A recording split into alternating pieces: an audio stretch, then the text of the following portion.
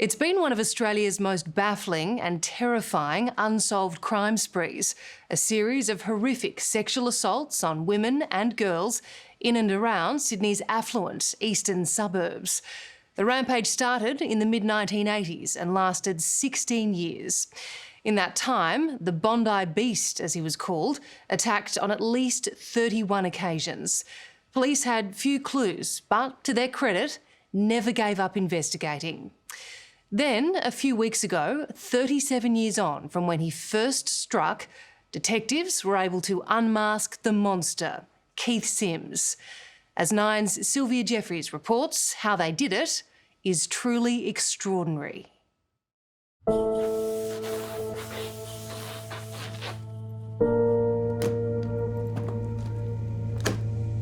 A dusty old suitcase holds the memories and markers of Jennifer's life.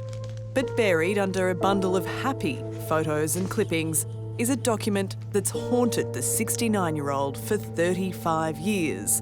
A police report from 1987 about the most terrifying night of her life. Tons of emotional weight. Yep. You're a survivor of I know. one of the worst sex offenders this country's ever seen. Yes, I'm fully aware of that, but I don't want that, that's not notoriety. I want us all to be whole again. Very much so.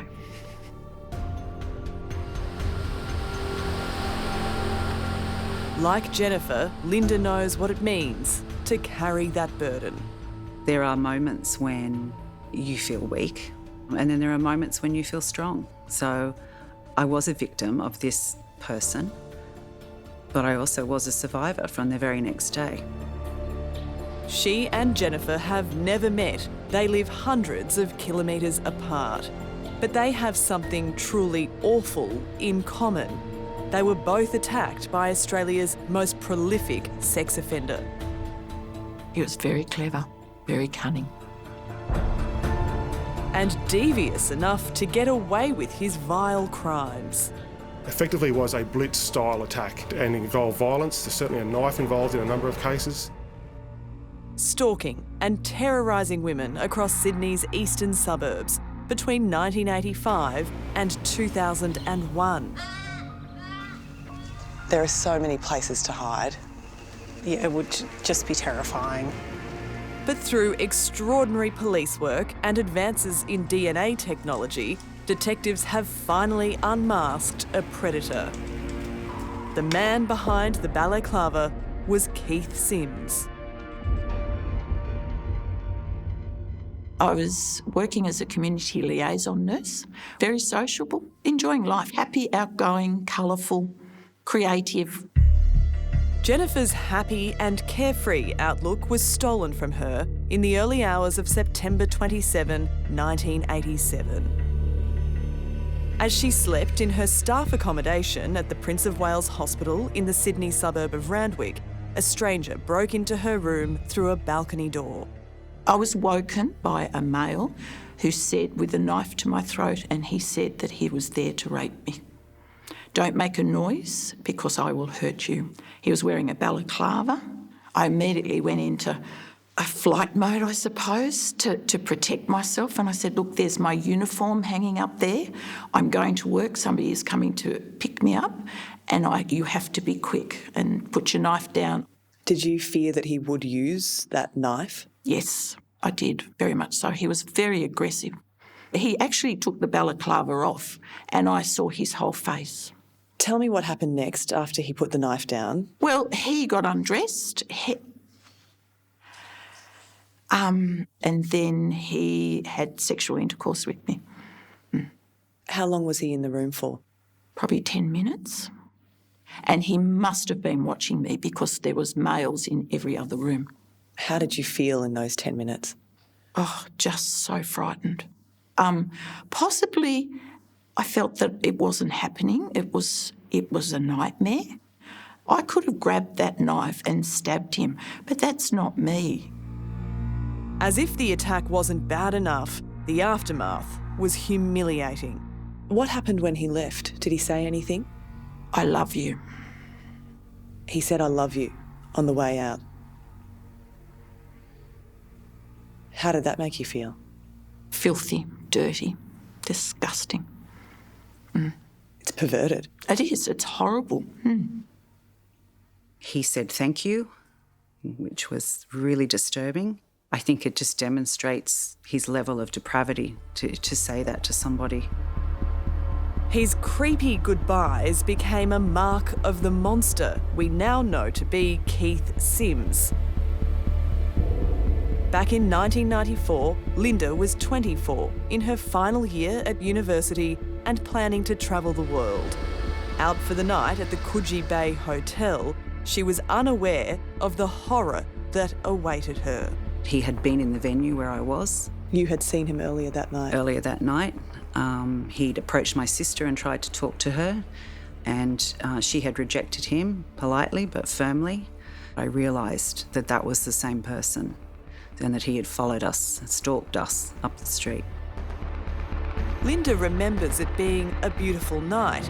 As she left the pub, she decided to walk along the coastal track to take in the view. It was a split-second decision and only a 200-metre detour, but that's when he struck. I saw him out of the corner of my eye. I almost knew instantly what was going to happen because he was creeping along and he had a balaclava on. So I just knew in that instant that I was going to be attacked. I just didn't know what the outcome was going to be. And in that moment, he ran up to me. He put the knife up to my face and he basically said, "You're going to do what I tell you to do." I realised that my only option was to try and survive this attack in whatever way I could. Because you thought he could kill you? I did think that. 28 years later, Linda still finds it hard to talk about the attack. It was horrifying. What happened when it was over? I was probably more frightened then because I didn't know whether he would allow me to leave or not. He guided me to walk back towards the footpath, and there used to be an old brick wall there. And at that point, I was terrified that he would throw me off the cliff to stop me from identifying him later on. That's when I was most scared, so I was clinging onto the wall. He backed off a little then, and he basically said, "You can go now." And so I ran as fast as I could. As she fled in trauma, she had no idea she was running from a serial rapist. I wasn't aware how prolific an offender he was. 10 years after the attack, it was only then that I realised the extent of his offending. The extent of Keith Sims' offending was extraordinary.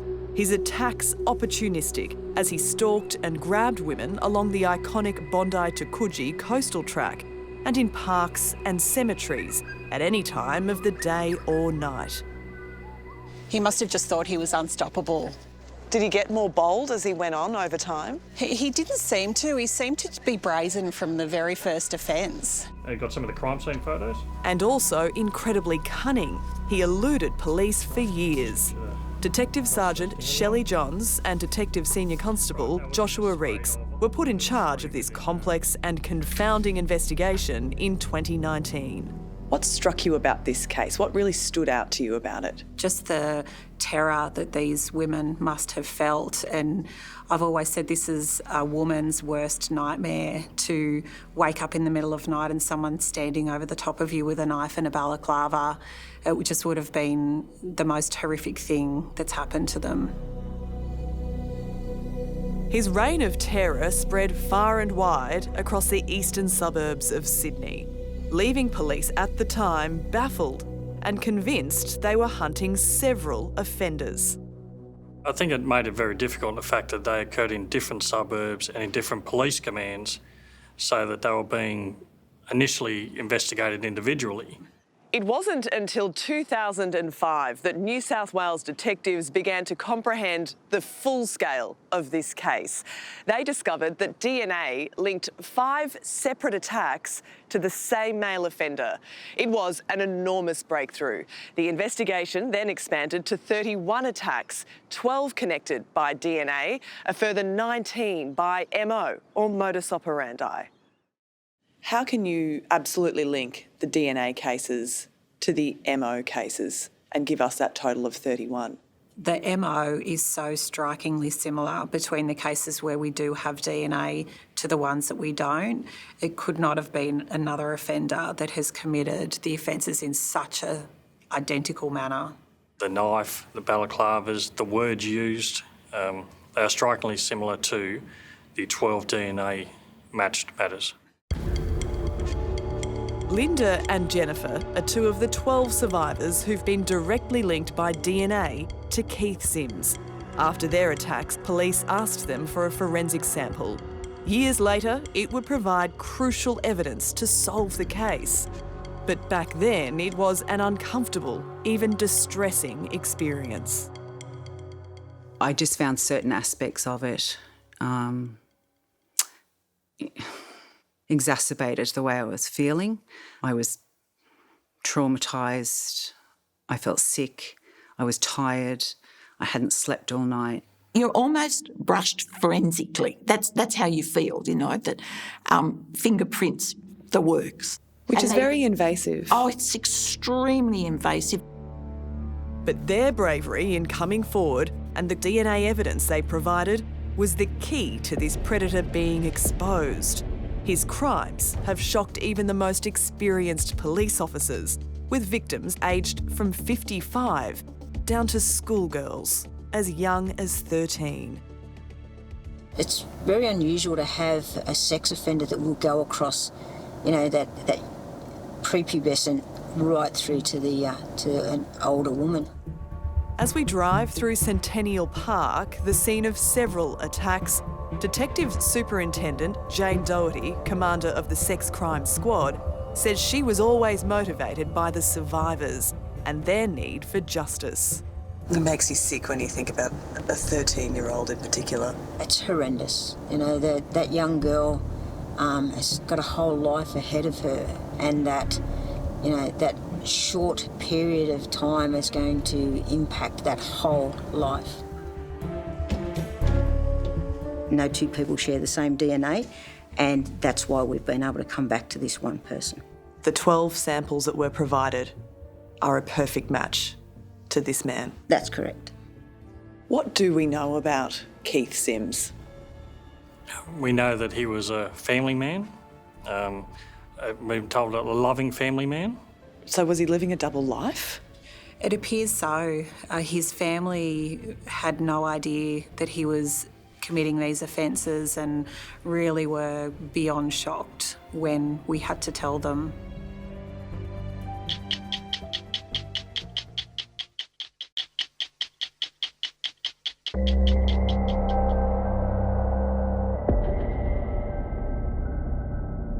The Waverley Cemetery, perched above the cliffs of Sydney's eastern beaches, is strikingly beautiful and eerie all at once. And it's where Keith Sims stalked and assaulted a woman in one of his many chilling attacks.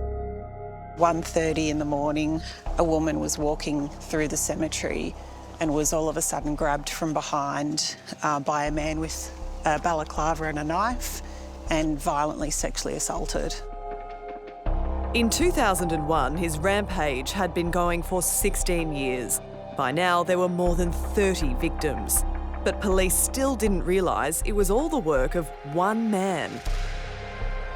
Even the newspaper headlines pointed to several offenders: the Centennial Park rapist, the tracksuit rapist, and the Bondi Beast. You can just imagine the terror that women were feeling. These are women that were just out and about doing their daily activities. For the next few years, the case went cold, further frustrating investigators. But then, in 2016, they got lucky. Forensic evidence from the attacks led to a familial DNA match. There was an individual within our law enforcement databases that had similarities in their DNA to the DNA we'd recovered from the crime scenes. Detective Sergeant Daniel Walker, a forensic expert from New South Wales Police, says this DNA hit was a link to one of Keith Sims' distant relatives. When we do our familial DNA searches, it's continually searching through new individuals that come onto our databases. And then eventually in 2019, we got another a match, but that was a different form of match. That was a Y-DNA match. Y-DNA matching has revolutionised policing in New South Wales. It's similar to the methods that were used to unmask America's infamous Golden State Killer. Using the crime scene evidence provided by victims, detectives were then able to start mapping out a sprawling family tree. Where do you go from there? We were able to apply Y-DNA testing to some of those individuals who had DNA on our databases, and we were able to really hone that family tree into one single branch which the investigators could focus on. How many Y-DNA matches did you get across that family tree? 4. Those 4 Y-DNA pings spread across 4 different branches expanded the family tree out to 324 people. It covered 5 generations, dating back to the 1800s. After ruling out those who had died or weren't in the right age bracket or location, they whittled it down to one branch of 120 family members. This is a huge amount of evidence. Is this what faced you when you took over the case? It is. My team have spent hours in front of this family tree.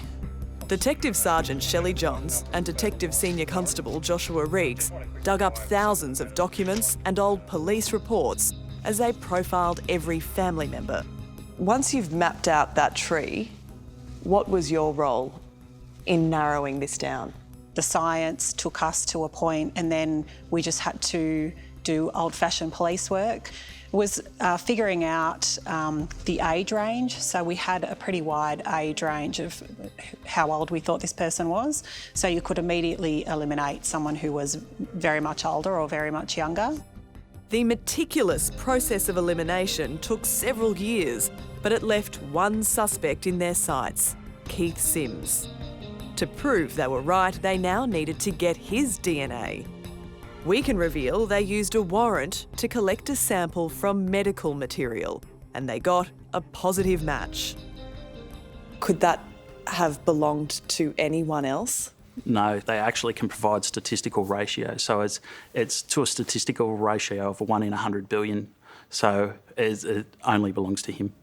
100%? Yep. It was a great moment. The case was solved.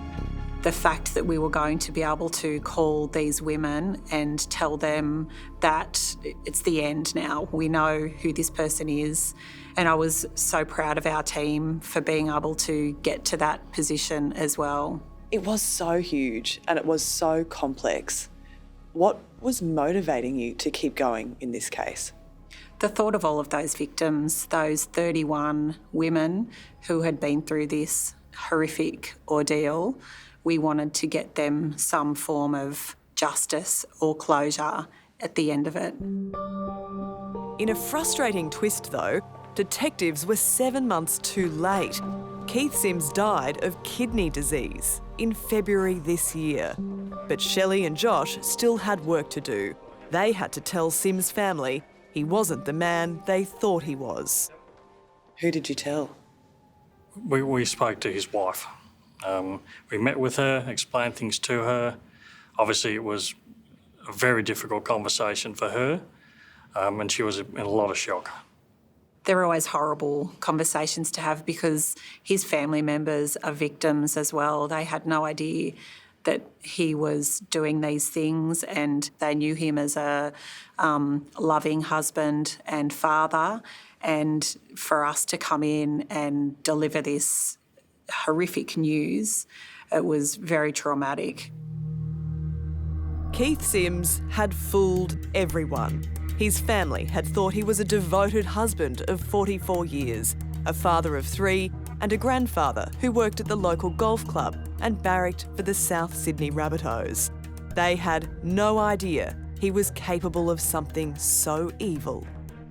Is there anything in his history that could have pointed to this? Nothing at all. Last month, police called Jennifer to tell her the news she'd been waiting 35 years to hear. And he said, "We found him." I burst into tears. It was just so emotional. And I suppose it was the thought that I'd have to appear in court. And I didn't have to. Then he said he was dead. I said, "I hope he died with pain." Because he really deserved it. For the pain he caused you? Yeah. And all of us. Like Jennifer, Linda was just as surprised when she received the call. How does it feel for you to know that there will never be a trial, there will never be a conviction?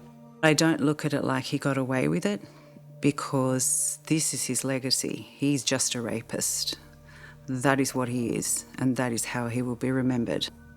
You've seen the picture now of Keith Sims. Yes. You knew right away when you saw it? Yes, my husband showed it to me and I said, "Take it away, it's him." Straight away. When you look at this timeline and the number of victims involved, do you wonder how many more there might be out there?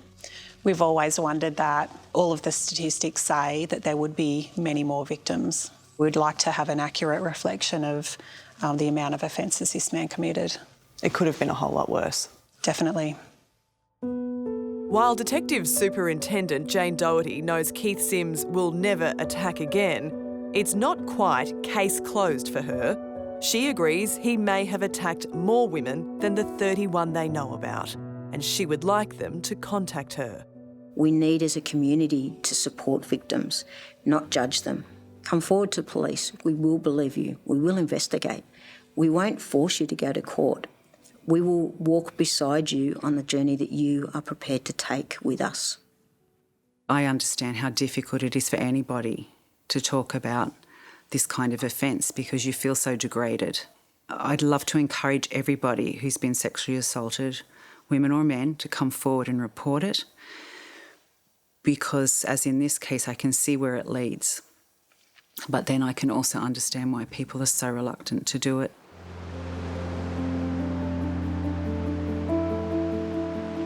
Jennifer relies on peaceful daily rituals, like a walk with her dog Duke, to free her mind of the awful memories. Wait a minute, I'll just wrap it up for you. Do you want the box? Take it home in the box? Now retired, but working as a volunteer for the Salvos, she hopes this incredible breakthrough makes the other survivors as relieved as she is. How do you think they might be feeling? If they're watching this, probably in tears. Yep. You know what they carry. Yes. And it's tons of emotional weight. Yep. But to fully put this horrible ordeal behind her, there is one more thing Jennifer needs to do, and that's get rid of her original police report from 1987. When was the last time you read it in full? When I signed it, You haven't, 35 years ago. you haven't looked at it since? No. It's too I can't. hard. It's too hard. Can you believe that all these years later, this report, though, has played a big role I know. in getting a result? Yes, I know. Yep. And I firmly believe that the wonderful work of the police has helped to do this. But I'm not going to keep it after this. It's going to be burned. You're going to burn it? Yes, I am. I don't want any more memories of it. It's the end. He was a monster. Hello, I'm Tara Brown. Thanks for watching 60 Minutes Australia. Subscribe to our channel now for brand new stories and exclusive clips every week. And don't miss out on our extra minutes, segments and full episodes of 60 Minutes on 9now.com.au and the 9Now app.